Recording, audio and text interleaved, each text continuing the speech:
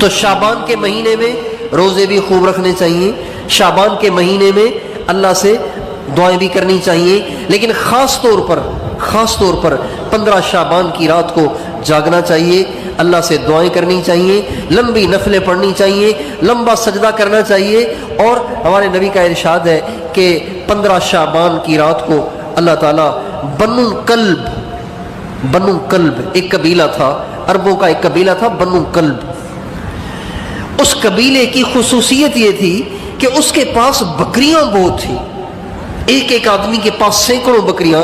اب بتائیے پورے قبیلے کے پاس کتنی بکریاں ہو جائیں گی؟ ہزاروں سے بھی زیادہ ہو جائیں گی۔ تو آپ نے فرمایا بنو کلب کی جو بکریاں ہیں نا، کتنی بکریاں ہوں گی؟ بہت بڑی تعداد ہے۔ آپ نے فرمایا بنو کلب کی بکریوں کے بالوں سے زیادہ اللہ گنہگاروں کو اس رات معاف کرتے ہیں۔ بنو کلب کی بکریاں لا تعداد، پھر ان کے بال کتنے ہوں گے؟ ایک بکری کے بال کوئی گن سکتا ہے؟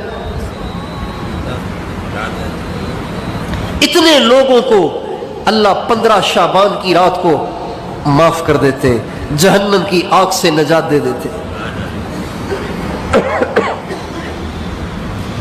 اور ایک روایت میں یہ بھی آتا ہے، آپ علیہ السلام نے فرمایا اللہ 15 شعبان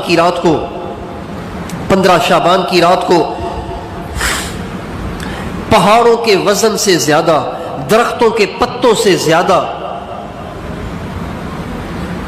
ریت کے ذروں سے زیادہ اللہ تعالیٰ 15 شعبان کو گنہگاروں کو معاف کرتے ہیں۔ یعنی تعداد کوئی حد ہی نہیں ہے ان گنہگاروں کی جن کو اللہ 15 شعبان کو معاف فرماتے ہیں۔ اس لیے 15 شعبان کی رات کو گنہگاروں کو غنیمت سمجھنا چاہیے، گنہگاروں کو غنیمت سمجھنا